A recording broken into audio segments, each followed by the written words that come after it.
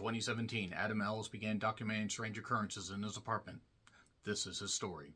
Dun dun! Dear David was directed by John McPhail, who's done Anne, The Apocalypse, and other projects, written by Evan Turner and Mike Von Was. Check out the respective IMDb pages for the full listings of their work. And this centers around the viral sensation of Dear David tweets that was about Adam Ellis talking about a ghost that may or may not have been in his apartment. Nobody knew if it was real, it was Memorex, it was from an alternate dimension. Maybe they were going to take us to a whole new world, a world full of computer screens and mean comments over here. They're crystal clear. Be careful what you say and don't feed the trolls ever. Unbelievable sights, indescribable feelings are what I certainly wanted from this independent horror movie. But what did I get? Let's talk about it. So yeah, they made a movie around that whole goddamn thing. He talked about a ghost in his apartment. And yeah, we have a movie. And when it comes to independent horror movies that take place around viral sensations, you could talk about, I don't know, Slender Man. Even though Slender Man ended up with a couple really, really fucked up girls that ended up doing something very, very violent, and it led to a not very good horror movie. That Joey King certainly deserved better than being in that. Nevertheless, Joey King isn't in this.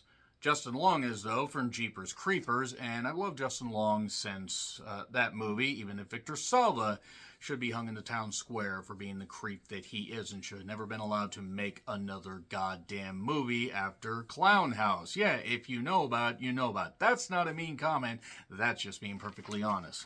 So there are a few themes that this movie, touches upon that could have worked. Mean comments said on the internet that shouldn't be said, trolls, all that stuff, people being told to off themselves, harm themselves. You never should do that. You never should goddamn do that at all. I mean, there are real pieces of shit out there, but when it's just somebody you don't goddamn know on the internet, seriously. Let's just have a little decorum, goddammit, right after I called for what I called for when it comes to Victor Salva. So, Adam Ellis was played by Augustus, not Gloop, but Prue. And he is a young man working at BuzzFeed, and he has two cats, two adorable cats, by the way. Just want to say right now, before any spoilers happen, the cats are fine. The cats are fine. I was worried at one point. The cats are fine. They are adorable cats. I hope those cats are doing very well, because I love cats. I've had a few cats in my life. Adopt, don't shop. Make sure that you give pets a proper home.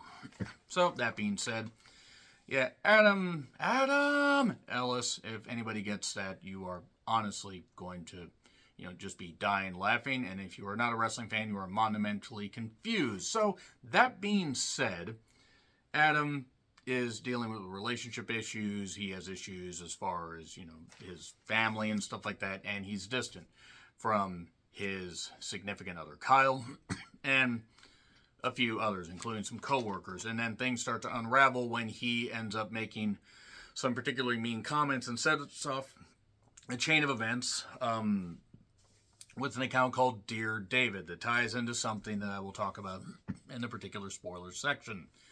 And then, he doesn't know if these are just dreams, if they're all in his head. Is he happy? Is he feeling bad? He's got sunshine in a bag. He's got two cats. But not for long when this apartment, confusion keeps going on. So he has to solve this mystery before he's completely history. Dear David Tales, woohoo. Yeah, that's pretty much it right there. I will say the scares are absolutely non-existent. The comedy doesn't really necessarily work. I'm glad that everybody got a chance to be in something, and I wish nothing but the best and hope everybody can go on to bigger and better projects. But as a film, this didn't work at all. The idea is fine. The execution was terrible. Independent budget aside, it looked like shit. It was not very well done. And while the actors certainly are better than the source material, the characters themselves are very threadbare. So any attempts at emotion, any attempts at comedy, any attempts at scares don't fucking work at all. It's stuff that we've all seen before.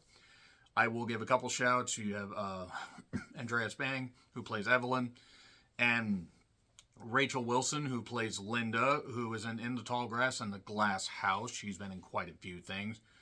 And then you have Sarah Swire, I'm just going to go with.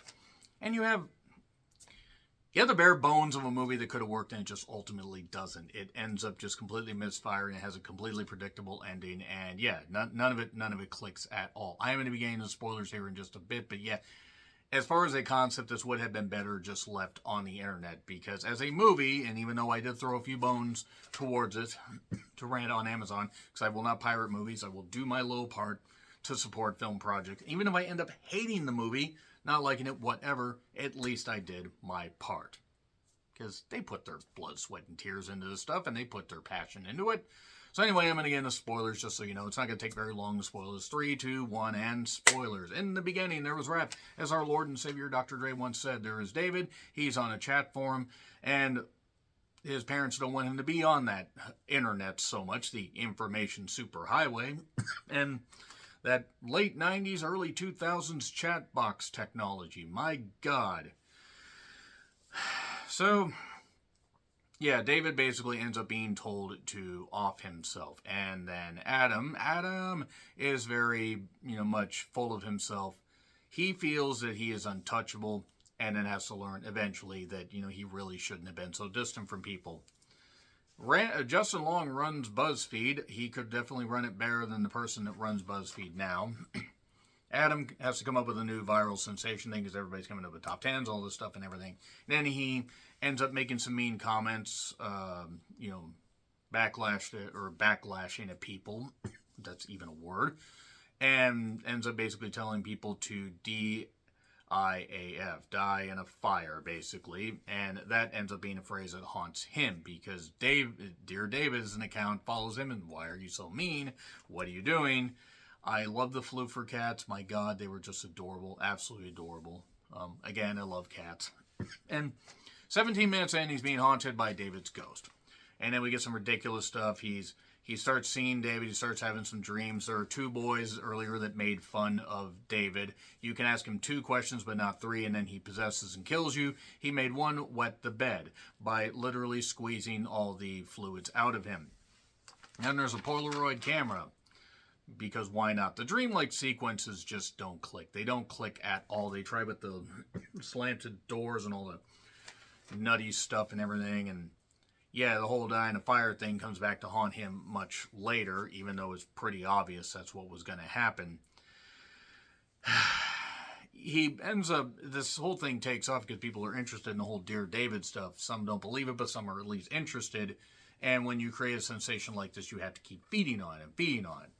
And that would have been a good idea if there had been enough material to basically not have to pad this movie out with a bunch of bullshit dream sequences and other stuff that just wasn't scary, funny, or dramatic, or really interesting at all.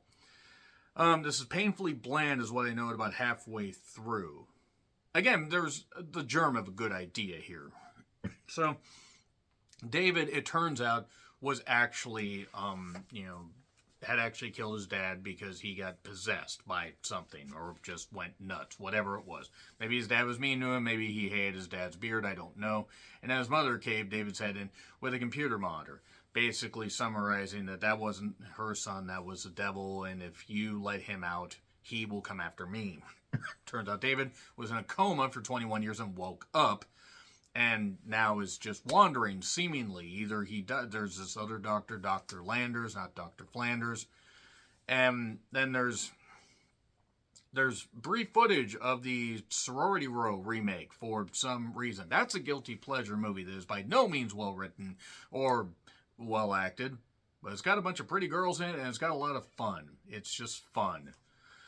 So, basically, Adam totally loses it. He's blowing off, he has blown off Evelyn and Kyle. And it turns out actually that David's infecting them and everything, and infecting all his stuff that he sends out. He tries to rid himself of David. That ends up with a fire in the apartment. Oh my God, something terrible is going to go on. Thankfully, the cats get rescued. That's good. I don't know how they got rescued, but I'm glad, because if the cats hadn't gotten rescued, I would have told everybody in this movie to eat shit. And then everything's fine. Everybody sees that, oh, he sent him happy stuff and all this, and the David stuff's done. No, it's not. David has possessed him because he asked 3 questions. And that was pretty goddamn obvious from the beginning what was going to happen. And then they show a girl that's doing a... I don't know who the hell she is. I mean, she seemed to at least make the most of her screen time. Some brunette. But she was writing something and they'll like all this bullshit. And then she asked David 3 questions in the chat and then bashes her face in and that's it. Okay. F. I'm not saying don't watch it, but F. This wasn't good at all. Not at all. It's really stupid. Agree, disagree, what I said, like, share, subscribe, Twitter handle in the description. I'm John Riplin. I'll see you soon.